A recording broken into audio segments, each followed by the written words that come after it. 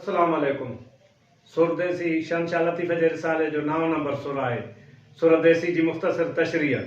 सुरदेसी हिकु रागणी आहे जा दीपक राग जे 5 स्त्रनि मां हिकु आहे। मंझंदि जो ॻाई वेंदी आहे। हिन सुर में ससुई जे पके इरादे वाट जी मुंझारे जो ज़िक्र थियल आहे। हिन सुर में शाह साईं ससुई खे निहायत नाज़ुक अंदाज़ में ॾोरापा ॾिना आहिनि। ससुई खे ॾेरनि ॾाघनि ॾूंगरनि टिनी ॾुख ॾिना आहिनि। तन खे हूअ हो त ख़ातिर सुख थी सम्झे। चांगनि खे चोटी सां वंगे हथ हूंद लकनि जा लोॾा न सहे आ। देसी सेण कजनि परदेसी कहिड़ा पिरी। परदेसनि जा पेर रकेब में हू देस हलिया वञनि। ससुई पोइ बि उहा दुआ पई घुरे त शला आरीजन खे को कोसो भाव न लॻे। खेसि पुनल जो वास वण मां पियो अचे। मास मिरूं खाइनि त बि हॾा हलंदा हो तॾे। उठ ओठार वाव सिज छपर चंड संदसि वेरी थिया। उन्हनि जी साज़िश करे छपरनि में पई छुले। पुनल बिना ससुई लाइ सभु स्याही आहे।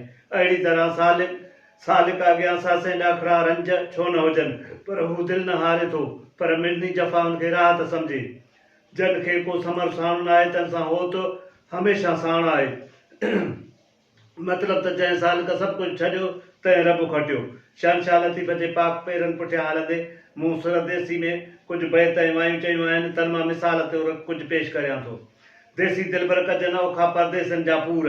नए सिज नवां आहिनि नीअं संदा नासूर। कोह कशाला करणा पवनि घायो जन खे घूर। ॾाघनि ॾेरनि ॾूंगरनि ॾिना ससुई खे सूर। वर वठी वियसि वरियाम चए चाकनि कई ही चूर। करे बसि बंगोर खां हाड़े हली हूर। मोहबत जा मज़कूर पुछो परदेस जन जा पिरी थिया। देसी दिलबर कजनि न परदेसी कजे पुरस। कीअं ॾेरनि ससुई खे ॾुख ॾेई देस छॾियो दुर्स। तंहिं ते कोन तरस कयो कंहिं वररीअ वरियाम चए।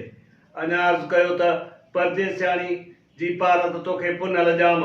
देस परदेस पुनल तुंहिंजी सुहिणा आया साम। वसीलो वठियो वेठी आया निर्मल तुंहिंजो नाम। वाहिद लॻ वरियाम परतो पिरी अव्हां खे। वाही आ सुरदेसी में सही पुनल तोखे परती हीअ परदेसियाणी। कंदियसि हुजत कहिड़ी मूं धोबियाणी। ॿारो चल ॿाज घुरी मूं ॿांभिण्याणी। मिलंदो मूं मुईअ सां अची आरियाणी। वरियाम चए वठी वञो पिरी हीअ परटियाणी। वरियाम चए वठी वञो पिरी हीअ परटियाणी।